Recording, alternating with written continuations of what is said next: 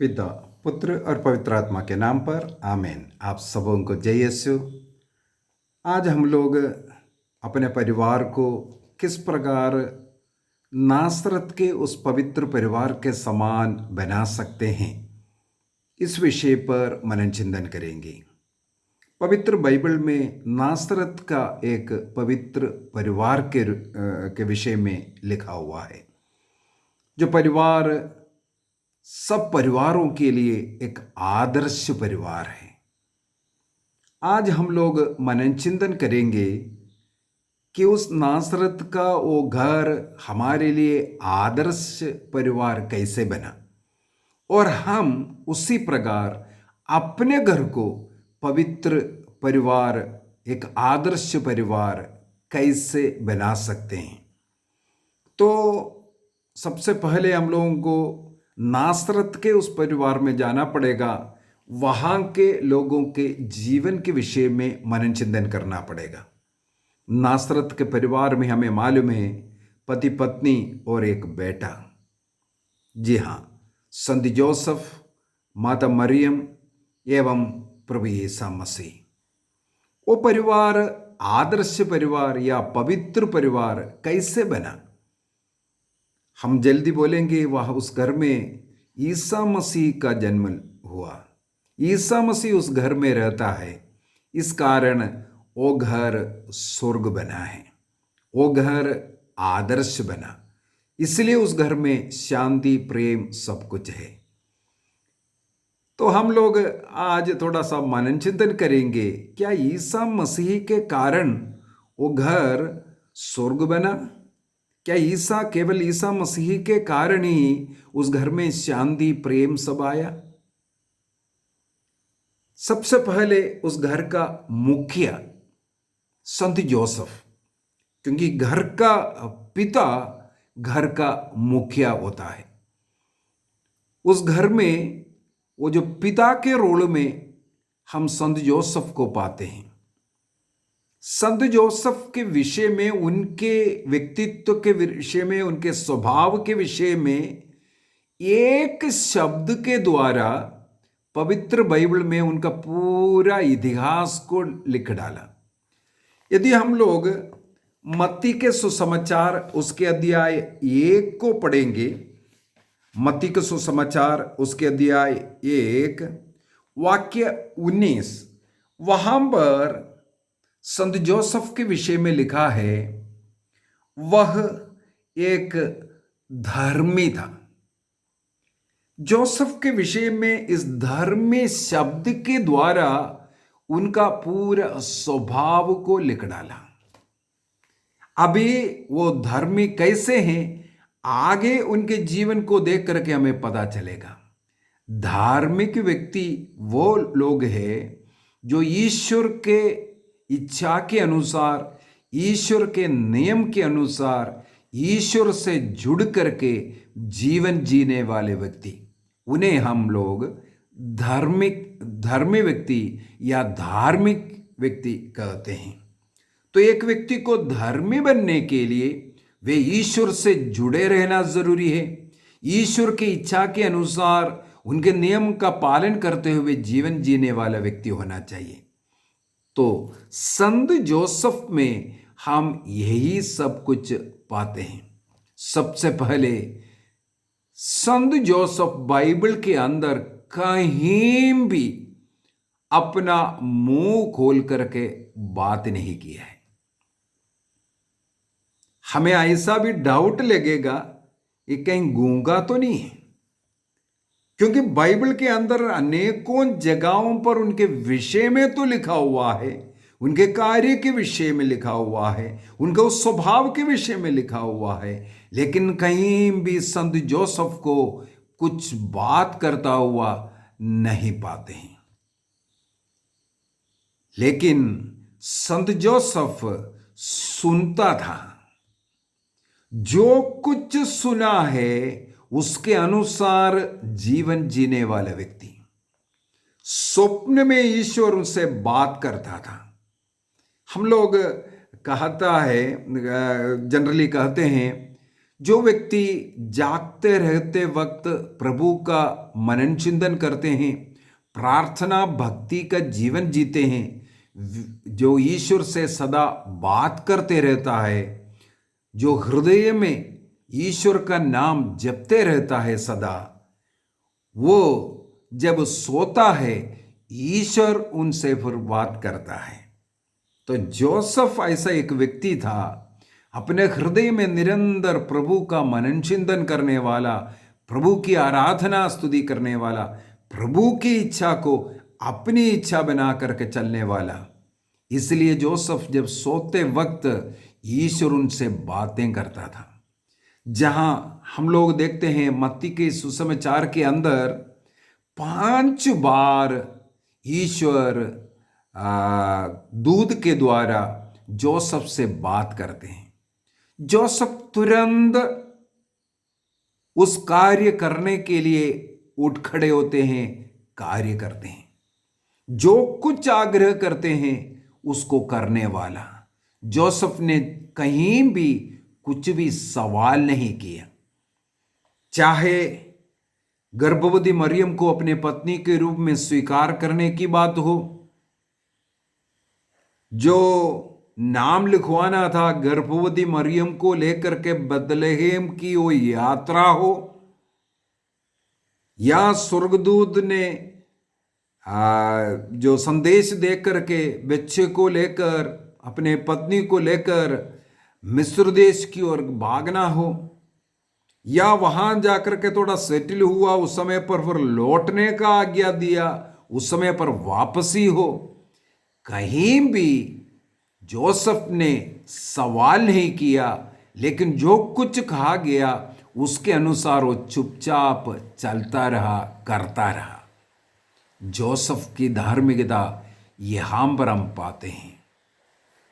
कम बात करने वाला, कार्य ज्यादा करने वाला, मुंह से बोलने वाला कम, लेकिन सुनने वाला, अर्थात सुन करके वो कार्य के अनुसार जीवन जीने वाला वो ज्यादा था।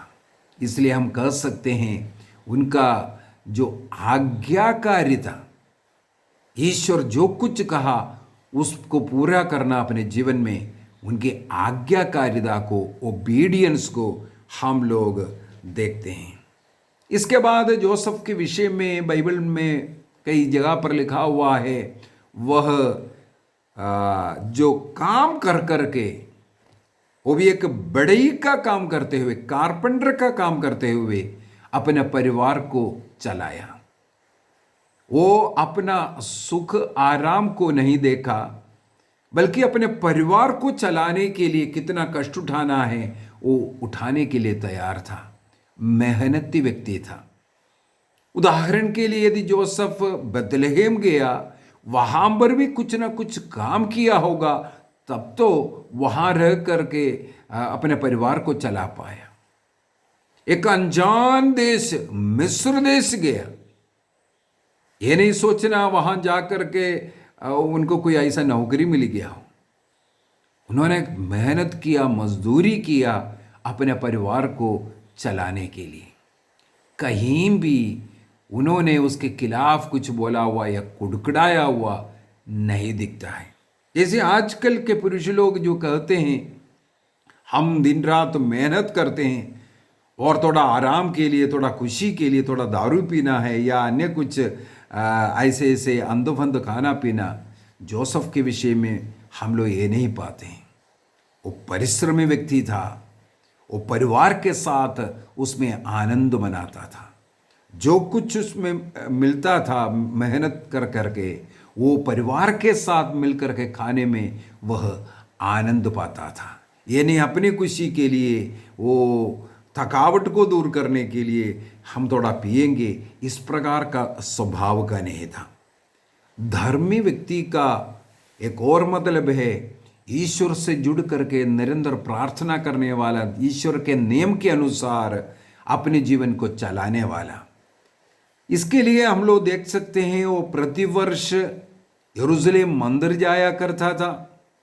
इसका मतलब उस घर का मुखिया प्रार्थना भक्ति का जो एक उदाहरण का जीवन जीने वाला व्यक्ति था। वो घर, पवित्र घराना या जो आदर्श परिवार इसलिए कहते हैं, उस घर का मुखिया उस परिवार के लिए और अन्य लोगों के लिए एक आदर्श जीवन जिया। उस घर का पुरुष घर को देखभाल करने वाला व्यक्ति था। उस घर का मुखिया, मैं इस घर को चलाने वाला, वो जानता था और अपना जिम्मेदारी को वो सही रूप से निभाने वाला व्यक्ति था। केवल शारीरिक लौकिक इस संसार के भोजन का मेहनत नहीं, बल्कि उस घर का आत्मिक जरूरतों में भी वो नंबर 1 था। आगे बढ़ करके परिवार के साथ बैठकर प्रार्थना करना और चर्च लेकर के जाना, और उस समय पर हमें मालूम है मंदिर एक ही था, यरूशलेम। चाहे कितना भी दुख तकलीफ कष्ट उठाना है, वो यरूशलेम जाया करता था और प्रतिवर्ष नियम के अनुसार मंदिर जा करके परिवार के साथ जा करके वो कार्य करता था। यदि हम लोग लूकस के सुसमाचार उसके अध्याय 2 वाक्य 21 को पढ़ेंगे, प्रभु ईसा मसीह के जन्म के 8वां दिन प्रभु ईसा मसीह का खतना करवाया। क्यों? मूसा के नियम के अनुसार जो पुत्र जन्म लेता है उनका खतना जन्म के 8वां दिन करवाना, और इस प्रकार वो बच्चा ईश्वर का संतान चुने हुए प्रजा में शामिल होता है। तो संत जोसेफ जो घर का मुखिया पिता ये जानता था, इसलिए उनका खतना 8वां दिन करवाया। वाक्य 22 लूकस का सुसमाचार, लूक चैप्टर 2 वर्स 22, वहां पर पुत्र जन्म के 40 दिन के बाद शुद्धिकरण का दिन आता है। उस शुद्धिकरण के दिन में पहलौठे को प्रभु के लिए अर्पित करना नियम था, चुड़ा सकता है। उसी प्रकार संत जोसेफ मां मरियम के साथ बालक यीशु को 40 दिन के बाद मंदिर, यरूशलेम मंदिर लेकर के गया और वहां पर प्रभु के लिए अर्पित किया और तरीके से नियम के अनुसार उसे चुड़ाया भी। तो नियम का पालन करते हुए समय पर वो करने के लिए परिवार का मुखिया आगे था। इसलिए वो घर हम सबों के लिए आदर्श परिवार है। इसके बाद लूकस के सुसमाचार अध्याय 2:41 में लिखा हुआ है, प्रतिवर्ष पास्का के लिए वो यरूशलेम मंदिर जाया करता था।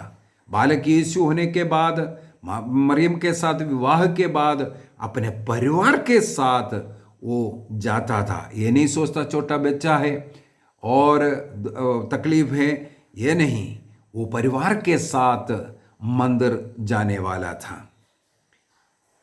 वो वाक्य 42 में और अध्याय 4 का 16 सब में हम लोगों को मिलता है अपना एक प्रदा, मतलब वो जाना ही है। जिस समय पर पास्का पर्व में मुझे जाना है, वो नियमित रूप से वो जाने वाला था।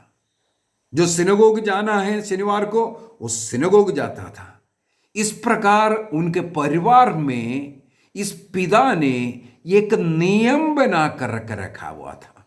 उस नियम के अनुसार अपने अन्य सारे काम को छोड़ करके प्रभु के इस कार्य करने के लिए वे निकल पड़ता था।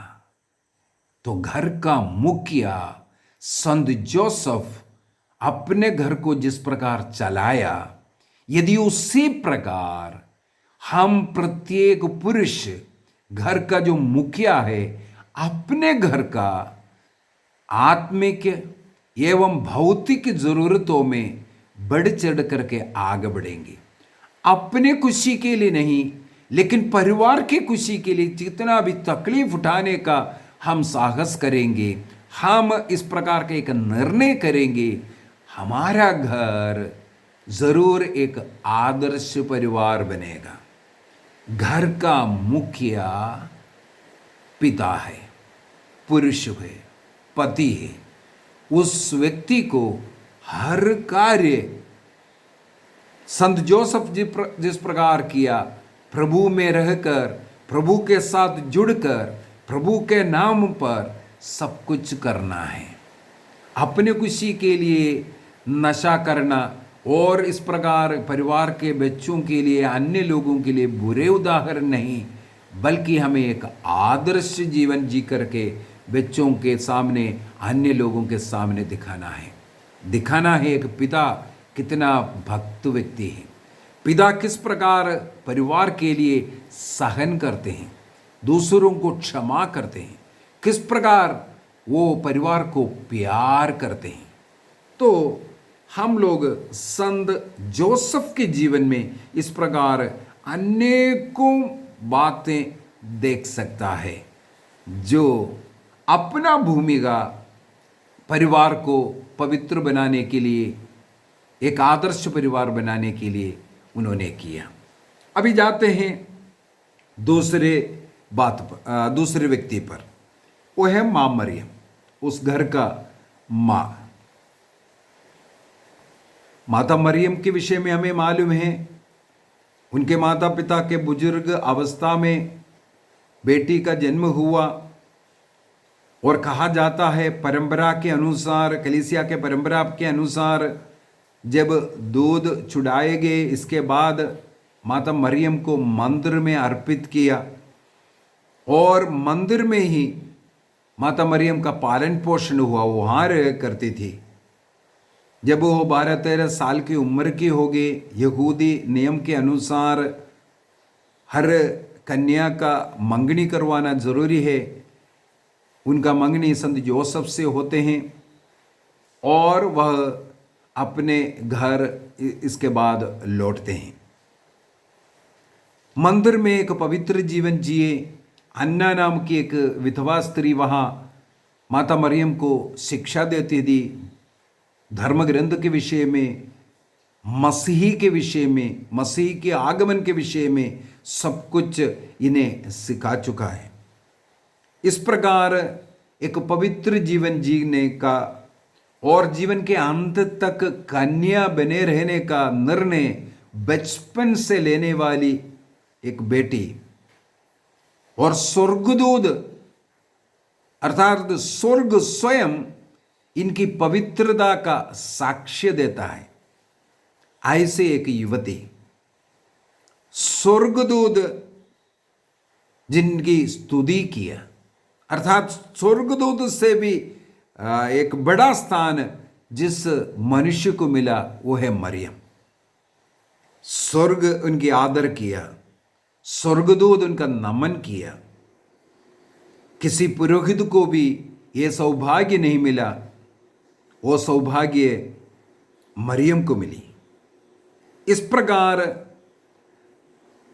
एक युवा अवस्था में पवित्र जीवन का एक आदर्श बनकर रहने वाली हमारे परिवार का इस जो माँ हर स्त्री के लिए एक उदाहरण है।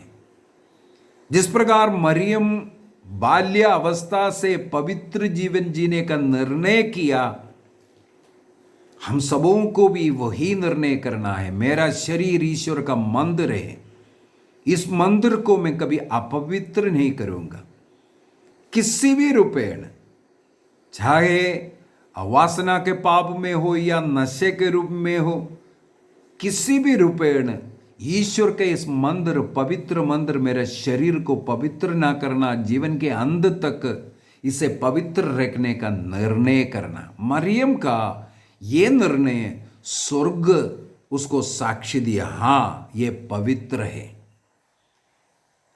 इस प्रकार का एक जीवन हमें अपने संतानों को भी सिखाना है।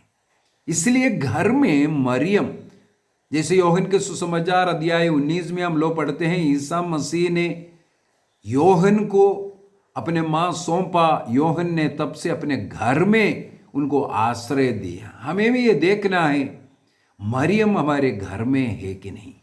मरियम का वो स्वभाव हमारा स्वभाव हमें बनाना है।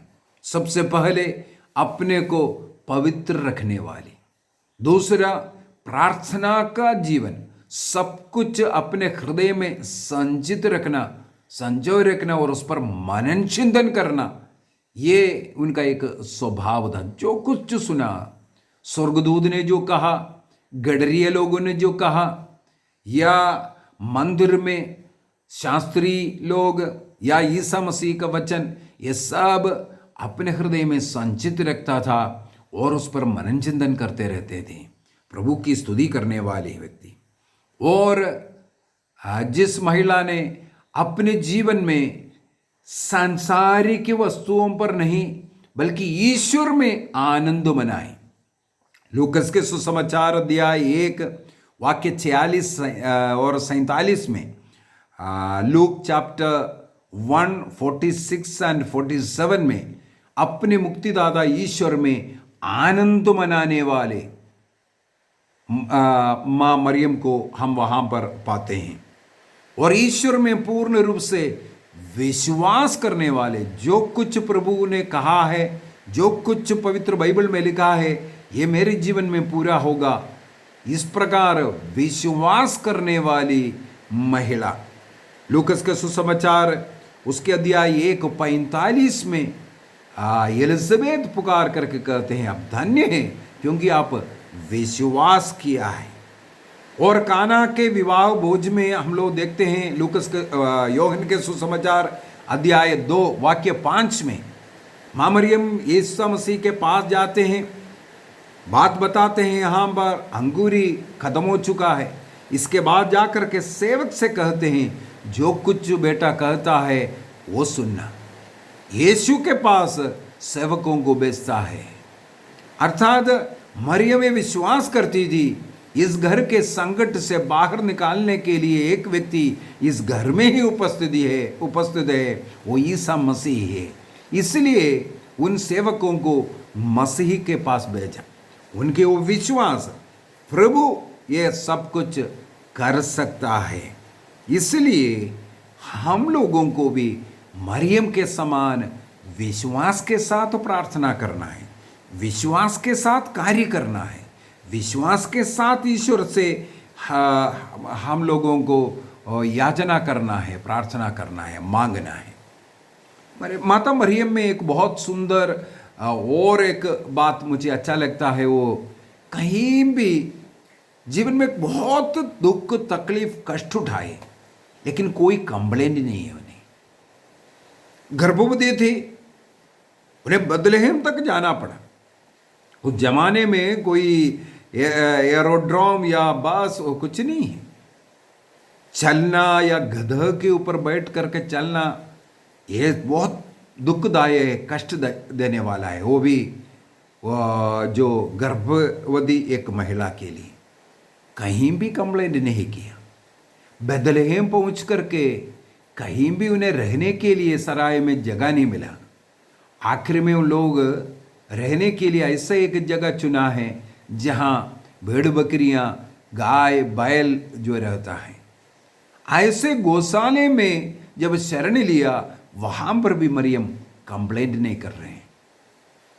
हमारी जिंदगी को देखो, रहने के लिए मकान है लेकिन उसमें कुछ नहीं, उससे बड़ा चाहिए। हमारे लिए प्रसव करने के लिए एसी वाला रूम चाहिए, रहने के लिए एसी वाला रूम चाहिए, सफ़र करने के लिए एसी वाला टिकट चाहिए। हम लोग किस किस बात पर, छोटी छोटी बातों पर हम कितना कंप्लेंट करते हैं।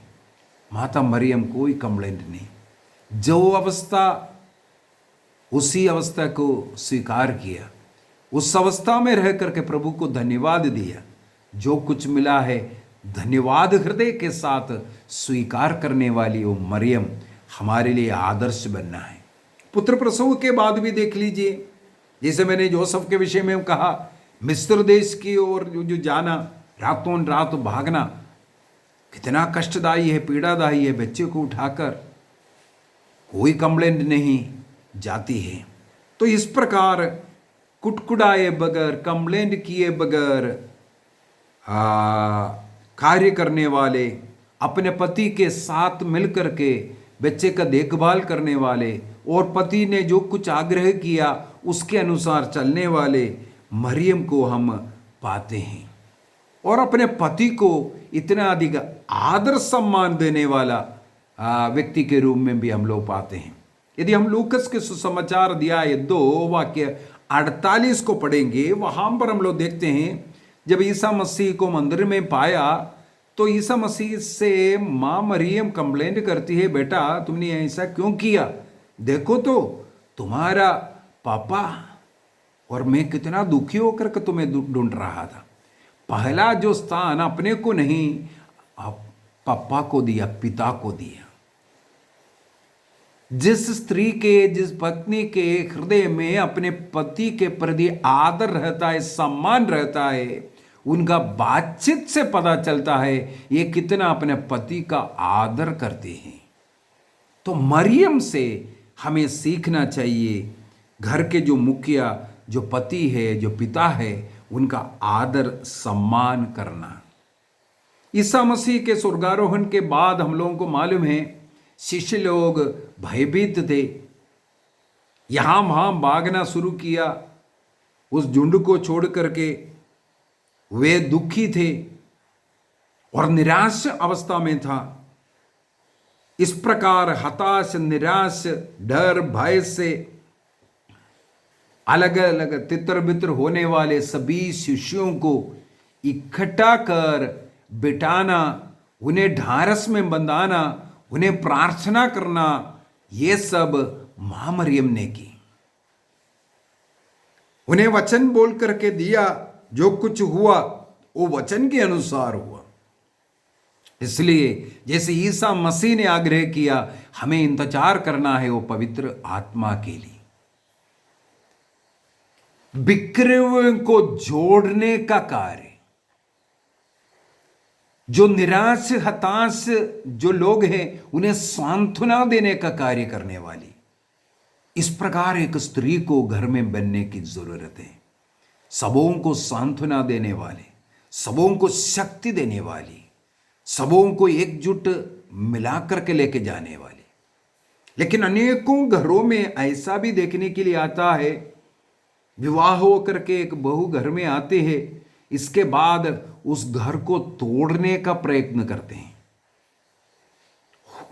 अलग रहने का, या माता पिताओं के साथ नहीं रहने का, भाई बहनों के साथ नहीं रहने का, सबों को अलग करने का, या अलग भी है लेकिन छोटी छोटी बातों में उन पति का कान भरते हुए उनसे नफरत, उनके बीच में दूरियां बनाने का प्रयत्न करने वाले लोग। हमें मां मरियम का स्वभाव धारण करना है। चाहे कोई भी बात हो, बड़ी बड़ी बात भी होने दो, नुकसान होने दो, अपमान, निंदा होने दो, मैं मेरे परिवार को एकजुट बनाकर रखने के लिए, जिस घर में मुझे रहना है, जो मेरा पति का घर, मेरा घर है, उस घर में भाइयों के बीच में, पड़ोसियों के बीच में, घर में एकजुट, एक मन, एक हृदय होने का प्रयत्न करेंगे। उन्हें तोड़ने का प्रयत्न नहीं, मिर्च मसाला डाल करके आपस में लड़ाने का नहीं, बल्कि उन्हें कैसे जोड़े इसका प्रयत्न करना है। मां मरियम यही सिखाता है। इसके बाद एक और स्वभाव है, पेंतिकोस्त के बाद मां मरियम के विषय में हम लोग कुछ नहीं देखते हैं। बाइबल के अंदर पेंतिकोस्त तक मां मरियम वहां पर है।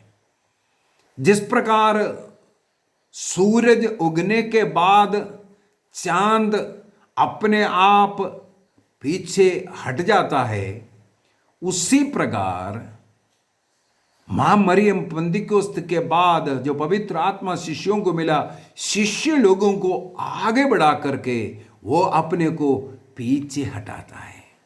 शिष्य लोगों को हिम्मत, शक्ति, ढारस बंधा करके उन्हें आगे बढ़ाया। पवित्र आत्मा का शक्ति सामर्थ्य के द्वारा अब तुम लोग निकलो, इस प्रकार उन्हें आगे किया और अपने को पीछे हटाया। और इसका मतलब ये नहीं है वो कुछ कार्य नहीं कर रहा था, जीवन के अंत तक वो भी प्रेरिताई कार्य योहन के साथ मिलकर सबसे पहले यरूशलेम में, इसके बाद एफेसुस में रह करके वो प्रेरिताई कार्य ही कर रही थी मां मरियम जीवन के अंत तक। तो लेकिन वो प्रकाश में नहीं आ रहा है, वो शिष्यों को आगे बढ़ाया, इसके बाद वो उनके पीछे रह करके कार्य करने वाली, इस प्रकार का एक महिला की जरूरत है। स्वयं ईश्वर की नए विधान की मंजूषा, ईश्वर को वहन करने वाले नए विधान की मंजूषा है पवित्र जीवन। वो अपने को समझते थे मैं क्या हूं, उसके अनुसार अपने को विनम्र करने वाले दासी का रूप, देख मैं प्रभु की दासी, इस प्रकार अपने को विनम्र करते हुए सेवा करने वाले, परिवार की सेवा, समाज की सेवा, कलीसिया की सेवा करने वाली एक महिला के रूप में उस माँ हमारे सामने है। तो घर, आदर्श घर इसलिए भी बना है माँ मरियम का इस आदर्श जीवन। तीसरा व्यक्ति ईसा मसीह। ईसा मसीह के विषय में हम लोग पढ़ते हैं लूकस को सुसमाचार उसके अध्याय 2 वाक्य 40, वहां पर लिखा हुआ है, बच्चे माता पिता के अधीन रहकर ईश्वर के अनुग्रह में वो बढ़ता गया, उनका शरीर और बुद्धि बढ़ता गया। उसी प्रकार अध्याय 2 का वाक्य 51 और 52 में भी हम लोग पढ़ते हैं, 51-52 में, 12 साल की उम्र में माता पिताओं के साथ अपने घर आए, माता पिता के अधीन रहा। माता पिता के अधीन रहने का मतलब है माता पिता की इच्छा के अनुसार उनकी सेवा करते हुए, उनसे सीखते हुए, उनके पच्छिनों पर चल करके जब बालक यीशु रहा, वहां पर लिखा हुआ है 52 में, तब ईश्वर तथा मनुष्यों के अनुग्रह में बालक बढ़ता गया। हमारे घर में हमारे बच्चे इसी प्रकार माता पिता के अधीन रहने वाला होना है। माता पिता चाहे कितना भी अनपढ़ गवार क्यों ना हो, लेकिन उनके बच्चे हैं। ईश्वर ने आपको माता पिता के रूप में उन्हें दिया है, इसलिए माता पिता का सेवा शुश्रूषा करते हुए, उनका आदर सम्मान करते हुए रहना बच्चों के लिए कल्याणकारी है। ईश्वर ने 10 आज्ञा दिया, चौथी आज्ञा के रूप में अपने माता पिता का आदर करना है, ये लिख करके बताया। संत पौलुस एफेसियों को लिखते हुए एफेसियों का पत्र अध्याय 6 वाक्य 1 और 2 में भी ये लिखा हुआ है, बच्चों अपने माता पिता का आदर करो। ये ईश्वर का पहली ऐसा आज्ञा है जिसके साथ ईश्वर ने एक वरदान आशीष जोड़ करके दिया है।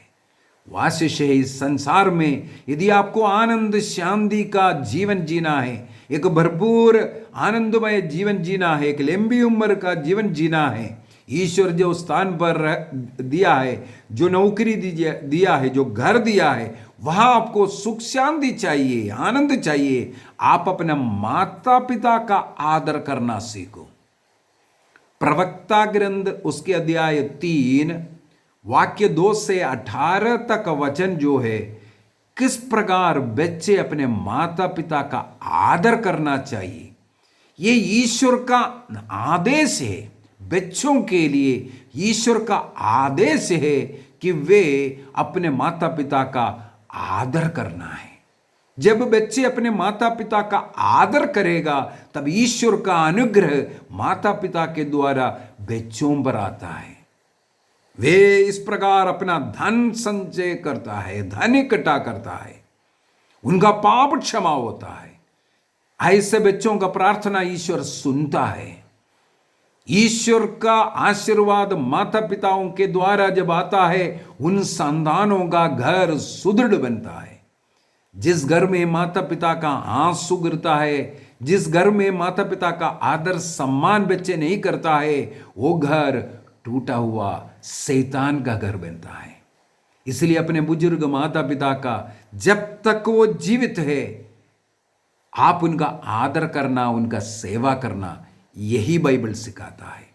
अपने शक्ति के उमंग में, अपने उस उम्र के उमंग में माता पिता का तिरस्कार कभी नहीं करना। चाहे बच्चे कितना भी बड़ा पोस्ट में पहुंच जाए, वो माता पिता के अधीन रहना, उनका सेवा शुश्रूषा करना, ये संतानों को आशीष देता है। यदि आपको संसार का सुख शांति चाहिए, माता पिता के आशीर्वाद के द्वारा मिलता है। ईश्वर उनका पाप क्षमा, क्योंकि माता पिता को जो बुजुर्ग हो जाता है बहुत कुछ सहन करना पड़ता है, बहुत कुछ सेवा करना पड़ता है, बहुत कष्ट उठाना पड़ता है। उस प्रकार आपके अनगिनत पापों की क्षमा भी होता है। इसलिए हमें कोशिश करना है जितना हो सके अपने माता पिताओं का सेवा करते हुए घर में बच्चे एक आदर्श संतान बनना।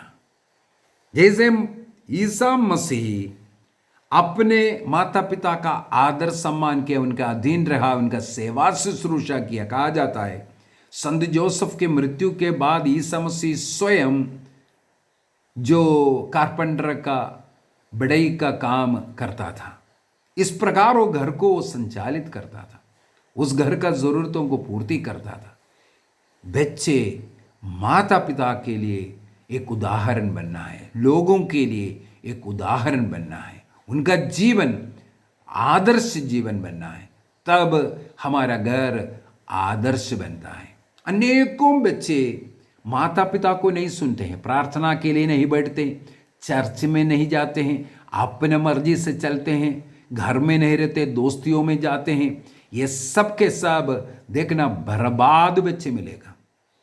जो माता पिता के अधीन नहीं, घर के प्रार्थना में शामिल नहीं, घर से अधिक बाहर रहते हैं, परिवार के लोगों से बढ़ करके बाहर के लोगों को प्यार करते हैं, ऐसे बच्चों का जीवन नरक बनता है।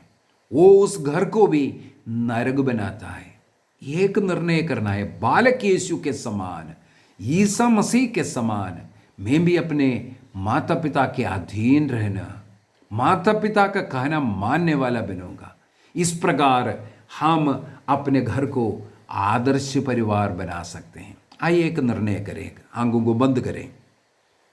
हम लोगों ने देखा है नासरत के वो पवित्र परिवार केवल यीशु के कारण नहीं, बल्कि उसका घर का पिता, माँ और बच्चा, ये तीनों आदर्श जीवन जिया, एक दूसरे का आदर सम्मान करते हुए अपना कर्तव्य को पूरा किया, ईमानदारी के साथ, ईश्वर के साथ जुड़कर, पिता से जुड़कर वो ईमानदारी से वह कार्य निभाया। इसलिए वो घर आदर्श परिवार बना। हमें भी यही निर्णय करना है, मैं अपना कर्तव्य पूरा करूंगा, अन्य लोगों का मुझे नहीं मालूम, लेकिन वे लोग कैसे भी होने दो, मैं अपना कर्तव्य पूरा करूंगा।